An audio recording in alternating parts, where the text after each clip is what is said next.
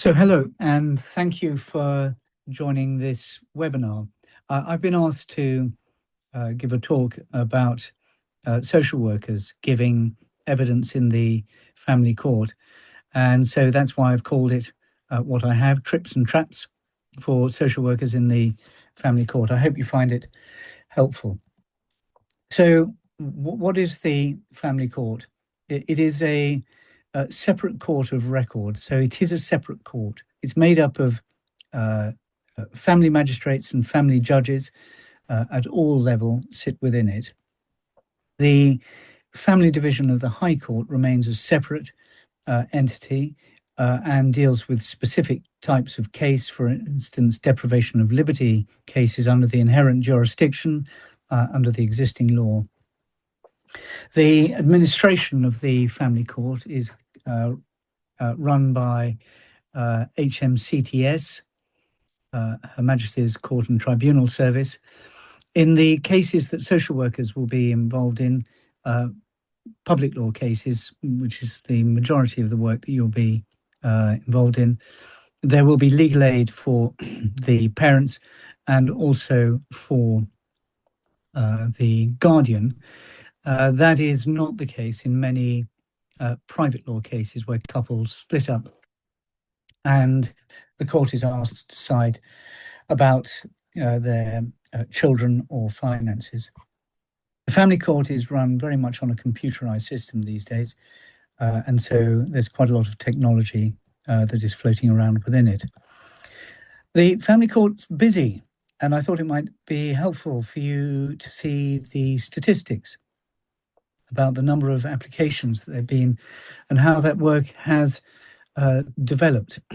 And it's probably worth you just taking a few minutes to look at those. But the important thing, I think, for social workers to recollect is that they are, when they are appearing before the family court, getting involved in a very busy environment, and they need to be up to speed with it. There are a large number of children in care. The number of children in care reached record levels in 2024. In England, those are the figures, 83,530 in 2024, going down slightly in 2025.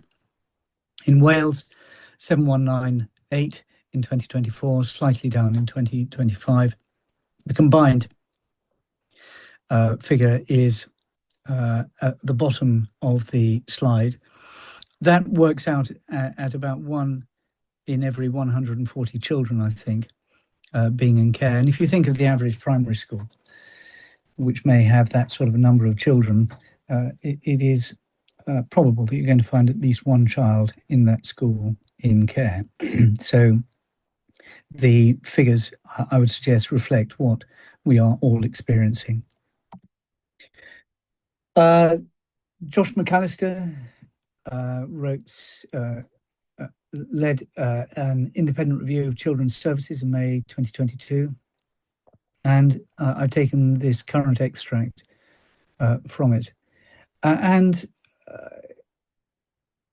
The review panel made proposals for more targeted, consistent and early help, and said that in the panel's opinion, if the proposals were implemented, they would break even financially after just over 5 years.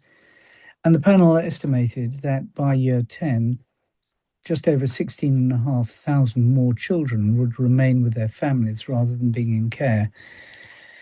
The extent to which that is now reflected in what has occurred since that report, I will leave to you and won't comment upon. The panel also found that help for families varies significantly depending on where the children live. The Nuffield Observatory have also investigated this and reached the same conclusion. There are regional variations in the instance of care proceedings and approaches to threshold. So the report found that many families don't get the support they need, and a significant reason is lack of local resources, and care needs are not identified significantly. None of that, I would suggest, comes as any surprise. It's a state of things as they are, nor is it a surprise to read that early targeted help does reduce care. Of course it does. A lot of money is still spent on family legal aid. These are the figures for the first quarter of the years that you can see. So between January and March of each year. And you'll see in 2025, the figure was 212.9 million pounds on family legal aid. So this is a lot of money that is being spent on it. When are you likely to be involved in the social workers? Well, public law proceedings, whether are care proceedings or placement proceedings or in limited circumstances, supervision proceedings. And that may also involve what are called fact-finding hearings. And I'm going to say some more about that. In this country, where it is necessary to decide welfare issues, there may be fact-finding hearings in the family court, and the court will give a separate judgment as to things that have occurred in the past that are relevant to the child's welfare. There are also private law proceedings. That's when couples split up and there are disputes about child arrangements. Giving evidence from a local authority social worker may involve the preparation of what are called Section 7 reports. Those are reports under Section 7 of the Children Act 1989 relating to the welfare of children. Very often at the start of a private law case, the local authority may hold invaluable information that a court really does need to have urgently. A typical private law case that might come before the court, a father applies for an order that the children should remain with him, alleging that the mother with whom they had been previously living has set up with somebody who has a drug habit and has criminal convictions and involvement. So the father may say, I wish to keep the children with me. At the end of the contact, don't order me to send them home for those reasons. When a case like that comes before the court, the judge has very little information indeed. He will only hear what the parties themselves say, and there may be all sorts of reasons why the judge needs to have more information. Safeguarding reports from CAFCAS won't be available for at least 6 weeks.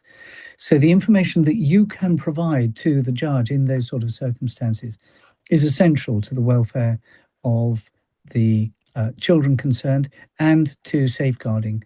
Please can I ask you to bear that in mind and to recollect the importance of the information you can give in those circumstances. There are also high court inherent jurisdiction cases, deprivation of liberty cases, or dolls cases as they get called. There are statutory changes that are being proposed in relation to that will mean that work is more evenly spread in other levels of the family court and is not confined to the High Court. Avoiding care proceedings, that's surely what we are hoping to all achieve. Why be a social worker? You don't come into social work to take children away from parents unless it is necessary and in their best interests. I have enormous respect for social workers. They are all university trained. They have to be these days to qualify. You have chosen that career rather than the more lucrative careers that might be available to you because you want to engage in helping people in need and those who are vulnerable. And that is surely the most laudable ambition that anyone can hold in their professional life. So I have tremendous respect for you and for what you do. Your role as social workers is essential. What would happen without you? So do please bear that in mind. There will be challenges in your career, but do, I hope, feel the ability to find pride in your choice of profession. But your profession is all too often portrayed, quite wrongly, as being involved in taking children away from parents. That's not what it is about. Like everyone else, you and indeed I will want to see if what I'm calling the riptide of litigation can be avoided. Once people are in the litigation process, it's very difficult to get out of it, particularly where there is the aim expressed in Section 32 of the Children Act that proceedings should be concluded within 26 weeks. It may well, therefore, be too late when a case comes to court to change patterns of behaviour within families that have developed over years. Therefore, in my opinion, there is a particular value in what is sometimes called intervention work. I prefer to call it involvement work, where social work is used as a means of remedying issues that have arisen within families before they get to the level of litigation. Now, as social workers, I want to get straight into some key points about writing statements. If a case comes to court, your statement will represent your evidence. And so it has to be right. First thing is keep to time when filing evidence and when attending court. Always comply with directions. It only takes one person to file a document late for the whole timetable to be thrown, and that's unfair on everybody. What is a statement? Well, it is not just your main evidence, but it will also be the basis upon which you will be asked questions in court.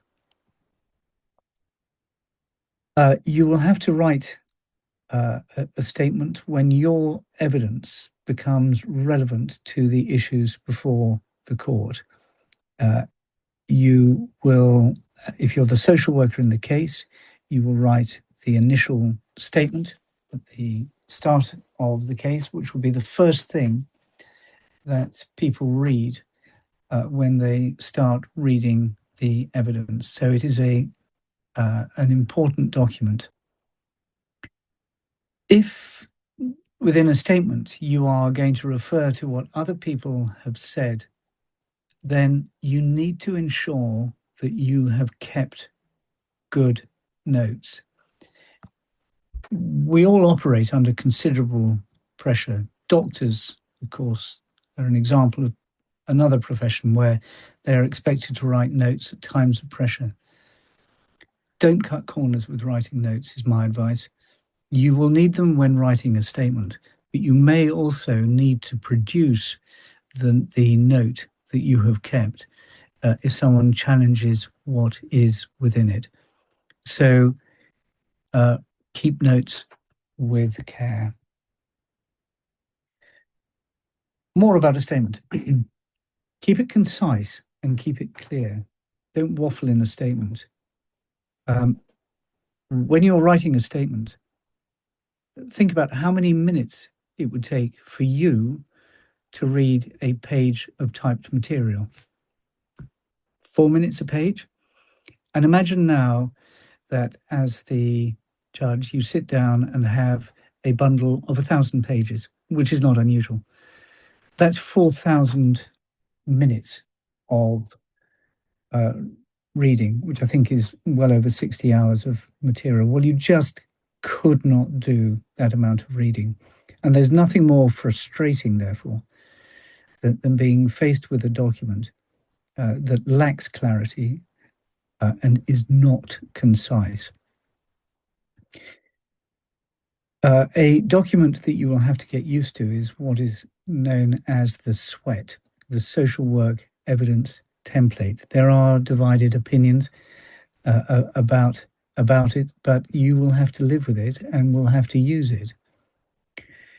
A particularly important part of drafting a sweat is to give a short executive summary at the start of the statement.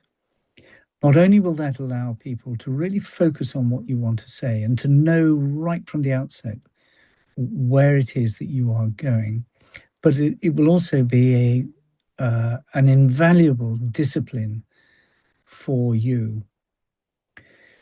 When drafting a statement, decide what you want to say before you write or say it.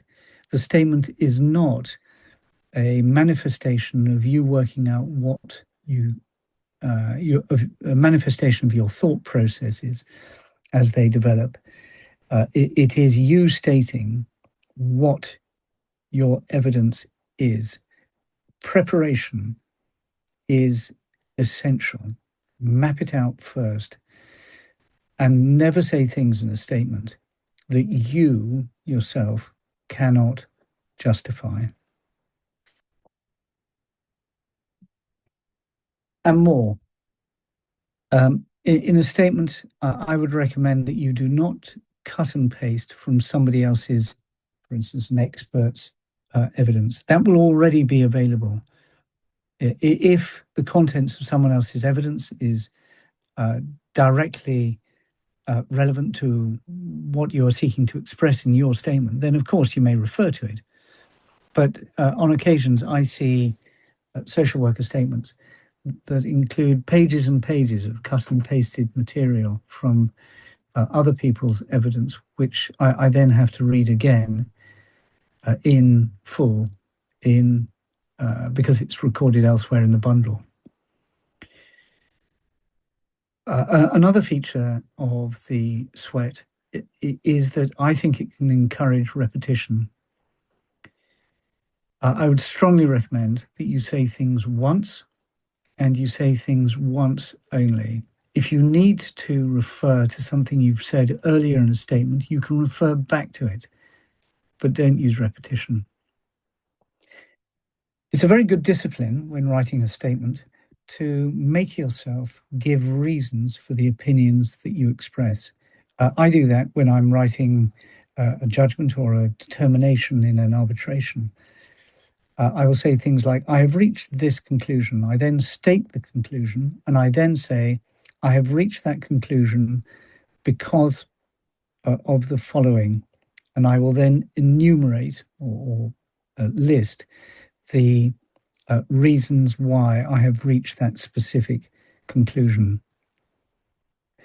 Part of the evidence that you will have to give is weighing up what are called the pros and cons of various options. Should the child be placed for adoption? Should the child be placed in foster care? Should the child be rehabilitated with the mother or the father?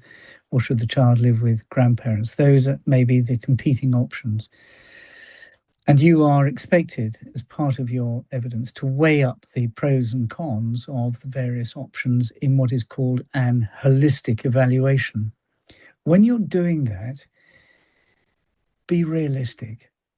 It is not an opportunity to put a lot of irrelevant material. You need to engage in that exercise of weighing up the options by listing the central issues that arise under each of the options, and what you can see in favor of them and what you can see against them. I'm afraid all too often I see that exercise is done in a way that is superficial. By the time the social worker gets to that part of the statement, I can well imagine the social worker is probably tired, wanting to complete the document, but it is an important part of the document.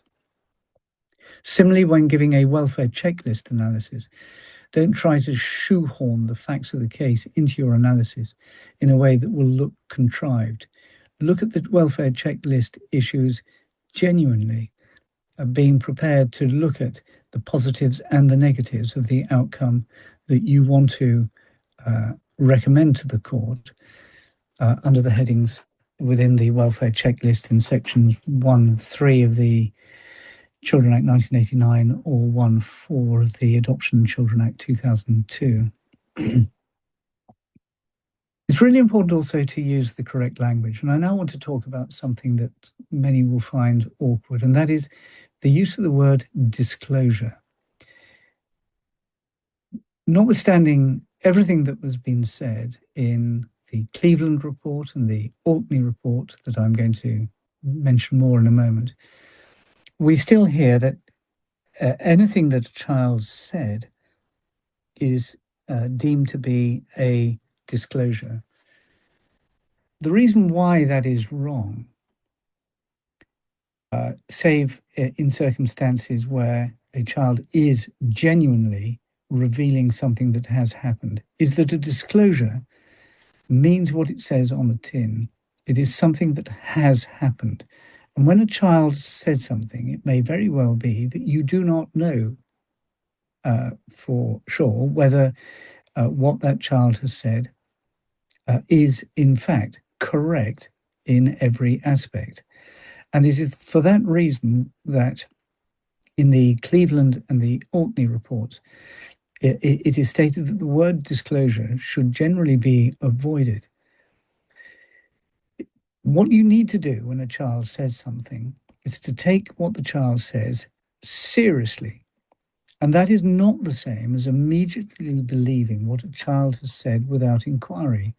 You would not approach what an adult says on the basis of immediately believing what the adult said, save in very specific circumstances, and you would want to make further inquiry. You would treat what the adult said seriously and investigate it. If you don't do that, of course, you are not listening to the child in a professional way. You are simply taking what a child may have said at face value and acting upon it without proper investigation. That can lead to what is called confirmation bias. Confirmation bias is when you form an opinion based on inadequate research or insufficient information, and then you only receive subsequent information on the basis that you treat it as confirming your original under-researched or ill-informed initial opinion. It is simply unfair, and it is a form of bias. So please, can I ask you to avoid it?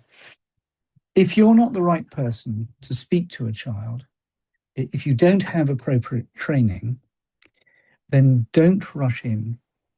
Consider what you're doing first, get the right person to speak to the child, and follow procedures. There are procedures that are there to be followed because they represent correct practice. Another example of language, the danger of generalities. These are just some things that I hear about. The suggestion that a parent puts her needs above those of the child. Usually that means that a parent's own needs, often, for instance, mental health needs, are such that the parent is not able to give priority to the welfare of the child. Condensing that into an allegation that a parent puts her needs above those of the child is simply and logically wrong in many instances, and is a sort of gloss that gets used. Another phrase that you hear is disguised compliance, as if it were a rubber stamp. Another one is the suggestion that a parent does not work openly and honestly with professionals. That may be the case, and in a given case, it may be important. But where you're going to say that, you need to explain what you mean. And is it really correct to say that the parent does not work honestly and openly with any professionals, or is it just the parent has difficulty working with social workers? You need to be precise. Failure to protect is a really important feature of the work that we do. There may be circumstances where a parent fails to protect a child, and that is a an important aspect of child protection and keeping a child safe. But sometimes, I fear, it is used as a sort of catch-all phrase. It needs to be supported by evidence. If you're going to allege failure to protect, you need to explain why you allege that and the basis upon which you do so. So that is an example, I would suggest, of one of the dangers of generalities. Now, here we go to child abuse inquiries. Can I say, if you're interested in this and want to attend a conference specifically on this, I will be doing a presentation on the 24th of September with Jim Hirschman of 3PB Chambers. It's a 3PB barristers brunch session at 11 o'clock on the 24th of September, and you will be welcome to attend that. It's being conducted remotely and free of charge. But these are the main sources of guidance in relation to child abuse inquiries. If you're going to work in this field, you need to know about these. I'm going to come back to achieving best evidence in criminal proceedings, the third thing that is listed there in a moment. But can I ask you, please, to look at that list and think about whether you do know enough about it. There is a typographical error. It's the independent review of the Metropolitan Police Services handling of non-recent sexual offences in this. If you want to see a gathering of all the learning that there is about child abuse inquiries, if you want to see it in one place, read this judgment that you can now see, re-P. It is a judgment of Mr. Justice MacDonald, and in my opinion, it pretty much says it all. It is under 50 pages, I think, long, and makes a well-informed read. So I strongly recommend it to you. You have to recollect that if an investigation goes wrong, it is going to have an effect on the child, it's going to have an effect on the case, and it's going to have an effect on you.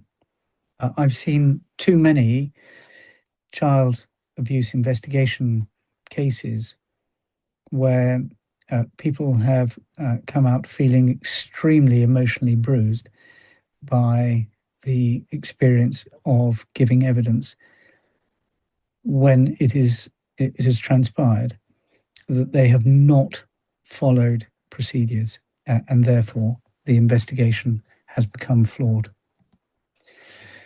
I particularly want to emphasize these paragraphs 2.2 to 2.7 of Achieving Best Evidence, the document that I've highlighted a moment ago. It is in the initial investigation stage that things can go particularly wrong all too often. The first thing that is emphasized in paragraph 2.2 of Achieving Best Evidence is planning. The importance of planning, it says, cannot be overstated. The success of an interview of a child, and thus an investigation, could hinge on it. So don't rush in. Do follow procedures.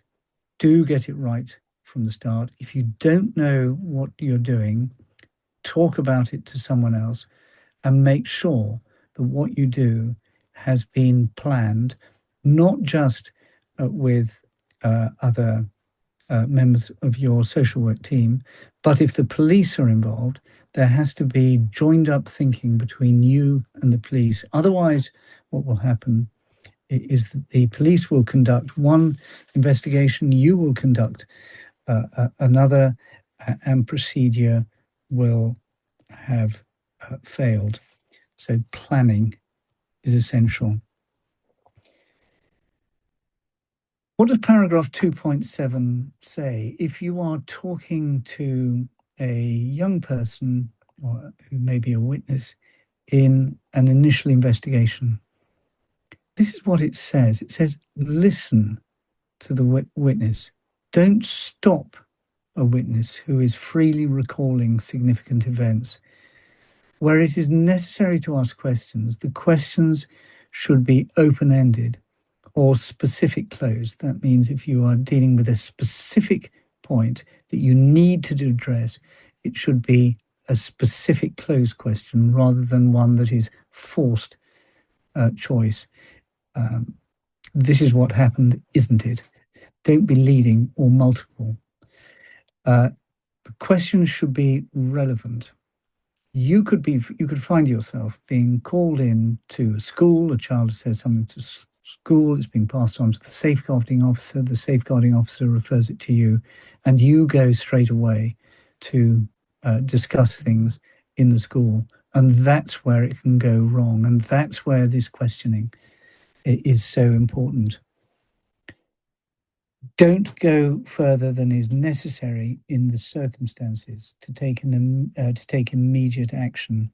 It's very tempting to ask lots of questions. You are not conducting at that stage a full investigation. You are just discovering whether there is enough to justify immediate action.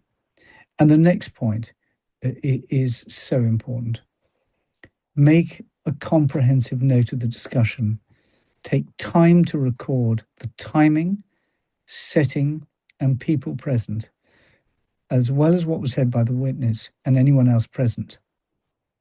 You must also note the actual questions that were asked of the witness of the child.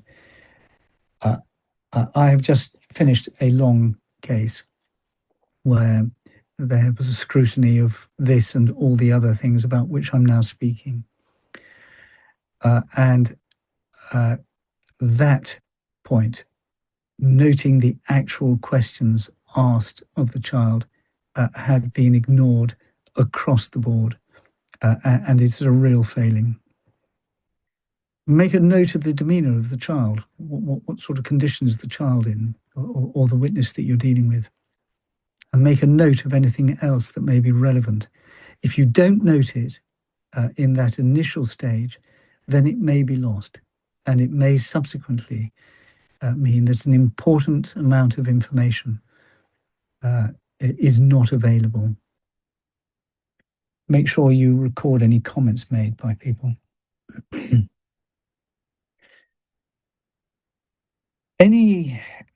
This is now paragraphs 2.5 and 2.6. If you're involved in this initial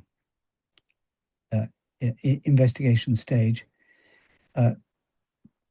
this is what you are doing. Any initial questioning should be intended to elicit a brief account of what is alleged to have taken place. Can I ask you please to look at these paragraphs and to absorb them? The next thing I want to discuss with you is the writing of a chronology. Whenever I give a judgment, I include within it a very full chronology of facts. It's only when you put everything in context that you can then step back and see and draw overall conclusions. So a chronology is a vital document. In a case where you are deciding, for instance, how a child came to have subdural hemorrhaging, brain bleeds, other injuries, a judge will need to build up a chronology of, for instance, where the parents were when the child first collapsed, when the 999 call was made, what was said in the 999 call, when did the paramedics arrive, what was said to the paramedics, when was the social worker contacted, when did the social worker first become involved, what was first said when the child went to hospital, to the doctors, and build up a picture, sometimes minute by minute at important times. So the chronology is a really important document. It serves a an important forensic purpose and an important purpose when deciding what is in the paramount interests of a child. So it must be accurate. It must be informative. You will have to build up chronologies yourself. Please don't put within them a lot of jargon or things that are not informative of the facts of the case. It is not just an internal document. It is one that will serve a purpose in the future across the full range of professionals involved. And also the chronology needs to be kept up to date. Very often I see lengthy social work chronologies that then peter out a year before proceedings start, and that is not helpful. This point, I've already made a point about the amount of paperwork that we produce.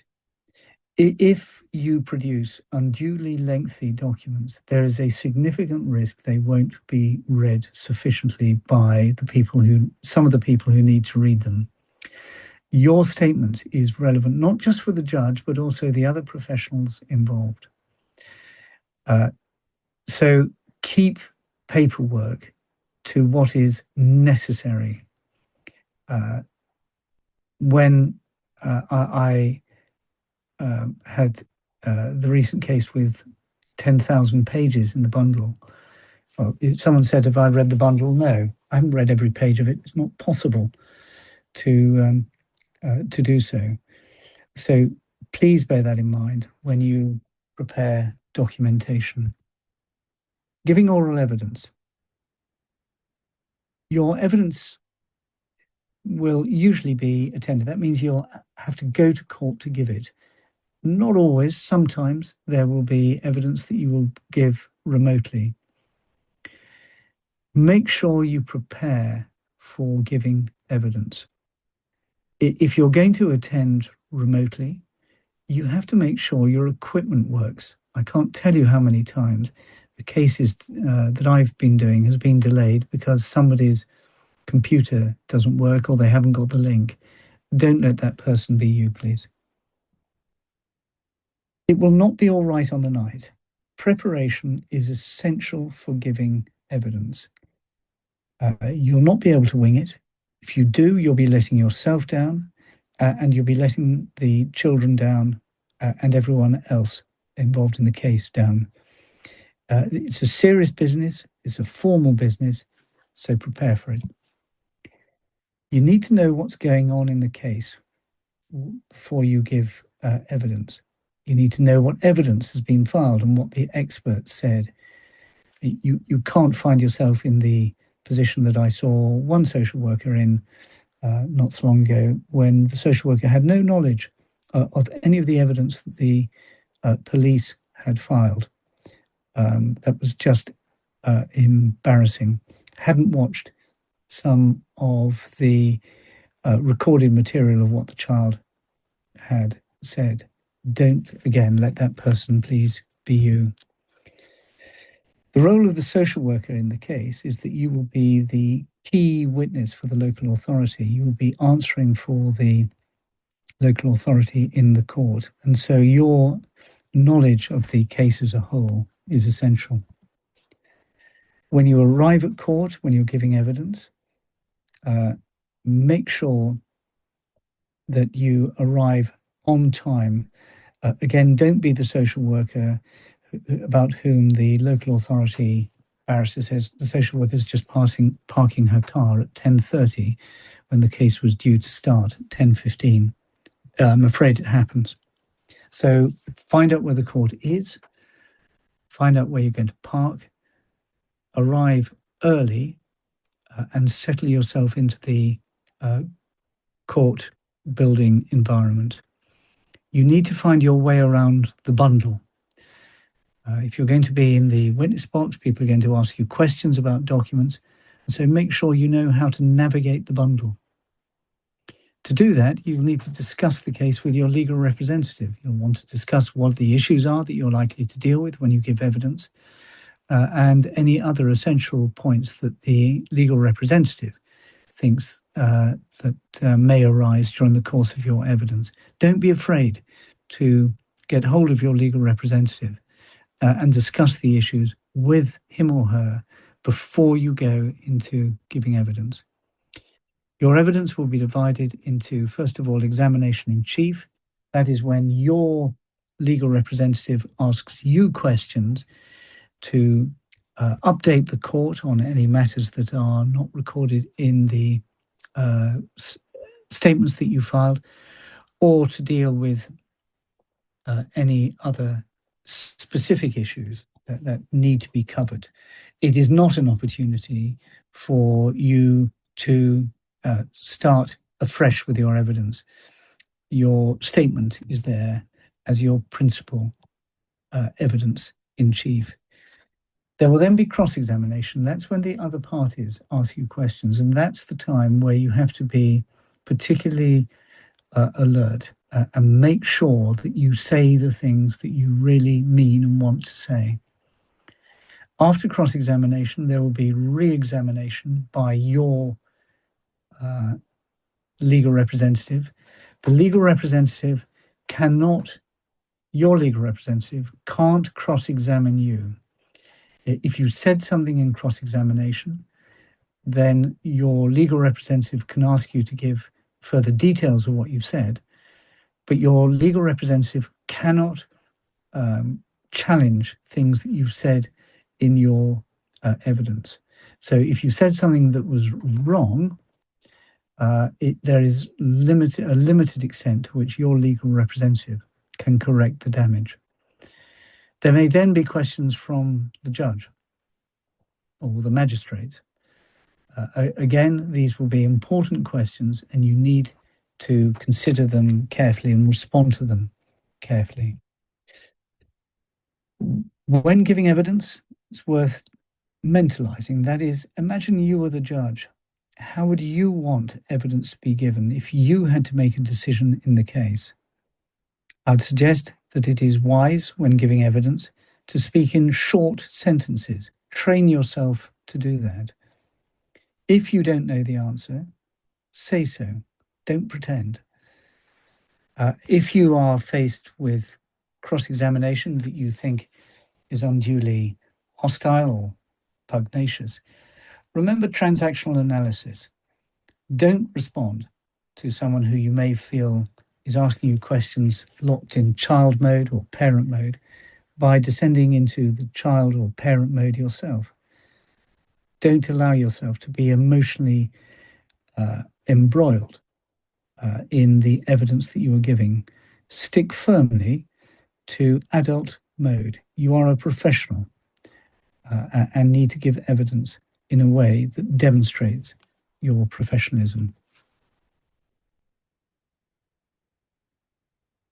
There is always a temptation for witnesses to be asked things that will push them beyond their professional boundaries. Don't let that happen to you. If you feel that something is not within your professional domain, say so. Say, for instance, that is an issue for the experts. That's not an issue for me. A good thing to remember, I think, is this. When answering questions, listen to the question. Answer it. Be brief. Be polite. If you get stuck, ask the judge. When using language, consider it carefully. Choose the words you use. If in doubt, look up the meaning of words if you don't know them. I do that frequently. Afterwards, how are you going to feel? When thinking about giving evidence, do bear that in mind. Do think about, well, if I do that this way, how am I going to feel afterwards? Am I going to have done myself justice within the witness box? You will need to debrief. you will go away from giving evidence thinking, why on earth did I say that, or why didn't I mention this point? It happens. Don't beat yourself up too much. Giving evidence is a learning curve, and a steep one, and it is something for which you will develop the craft as your career develops. Also, it is worth asking to be informed about the outcome of the case. You'll want to know if you don't hear it directly. Now turning to care proceedings, and a few points in relation to those. You need to know Article 8 of the European Convention on Human Rights.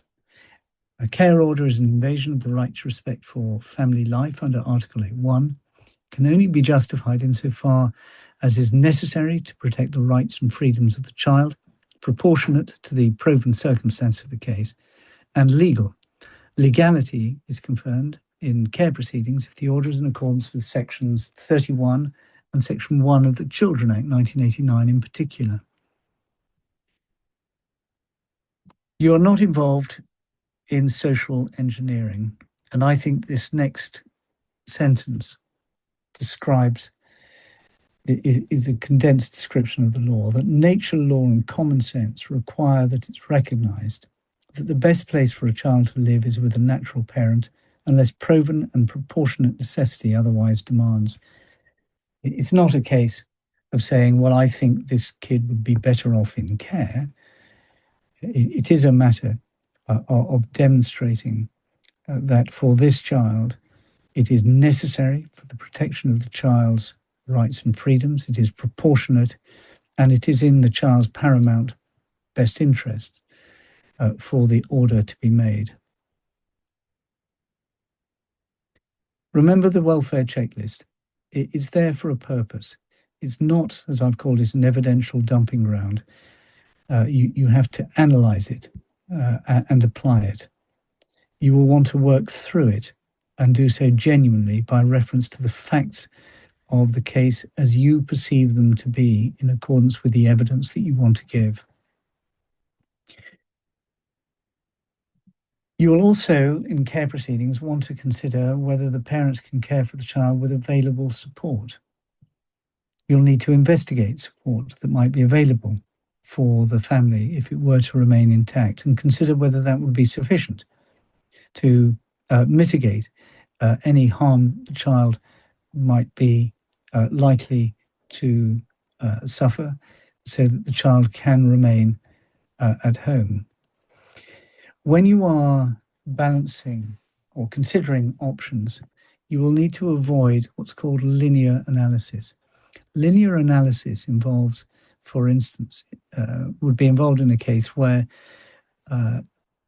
the possibility of the child living with the parents is examined, and a conclusion is reached that it would not be in the child's best interest to live with the parents. Then the analysis goes on only subsequently to consider whether a care order should be made. Then, for instance, because of the child's age, the analysis concludes that a care order will not be sufficient, and goes on to analyse whether an adoption order or a placement order should be made. That is essentially linear, because it discounts placement with parent separately without comparing the competing pros and cons of the other options. The analysis should be side by side, holistic. It should not be linear. You will need to ensure that there is sufficient evidence of the support that might be available to the children if they were to be at home. It's not a matter of saying without inquiry that no level of support would be sufficient. You'll have to demonstrate that you really have thought about what support might be needed and what might be available. You will also have a responsibility to treat parents with learning difficulty in an appropriate way. If you want to get advice, you may want to look at the Equal Treatment Bench Book, which is used by judges. It's available on the internet if you do an internet search against that title. Remember your diversity, inclusivity, and inclusion training. There is a shared responsibility that we all have to the people who are involved in public law proceedings. And in my belief, there is no such thing as them. There is only us, and we should treat people decently. In relation to interim applications, interim care orders, can I refer you to this case and what is said within it? Can I ask you please to bear it in mind? In all cases, an order for separation under an interim care order will only be justified where it is both necessary and proportionate. You can't use the lower threshold criteria in Section 38 of the Children Act 1989 as an invitation to make an interim care order that doesn't satisfy the exacting criteria that are expressed in the case. Test for care and placement orders, you'll consider Article 8, necessity, proportionality, and legality. If there are care and placement order applications, then the dominant proceedings are the placement proceedings. That is the most invasive type of order in relation to the Article 8 rights. And so the inquiry will be dominated by the provisions of the Adoption and Children Act 2002, rather than the less invasive provisions of the Children Act 1989, where there are placement applications. Don't forget, in relation to a placement application, the provisions of Section 52(1)(b) of the Children Act 1989, which will arise if a parent does not consent to the making of a placement order. It will be necessary for the court to consider whether to dispense with the consent of the parent, with PR, to the placement of the child for adoption on the grounds, and these are the important words, that the welfare of the child so requires. The welfare checklist in a placement application is to be found in the 2002 Act, not the 1989 Act. It is the welfare checklist under the Adoption and Children Act is different to the welfare checklist in the 1989 Act. And as a social worker, you need to make sure you're applying the right welfare checklist. There has been a suggestion that a placement order will only be made where nothing else will do. That is shorthand, and I'd recommend that you avoid it. What it means is that a placement order will only be made where no other order would be compatible with the paramount welfare of the child. Again, you will need in placement proceedings to weigh up the competing pros and cons. You will need to avoid the linear analysis that I've described, and will use what the former president described as the H word, the holistic word, in an holistic evaluation. Experts in proceedings that you will be involved in will be instructed where it is necessary to assist the court to resolve the proceedings justly for the expert to be instructed. And the relevant provisions are in Section 13 of the Children and Families Act 2014 and Part 25 of the Family Procedure Rules and the practice direction next to it. I'm going to go through the next point quite quickly because it's fairly legalistic. But in relation to what are called fact-finding law, the court applies the standard of proof, which is the civil standard, the balance of probabilities. So a disputed event is found to have occurred if it is more probable than not that it did. It is not the criminal standard. It is the civil standard of proof, the balance of probabilities. The burden of proof is on the local authority where it makes the allegations. The court operates a binary system. A fact is either proved or it isn't. There's an expectation that all professionals will avoid speculation. We all know what speculation is.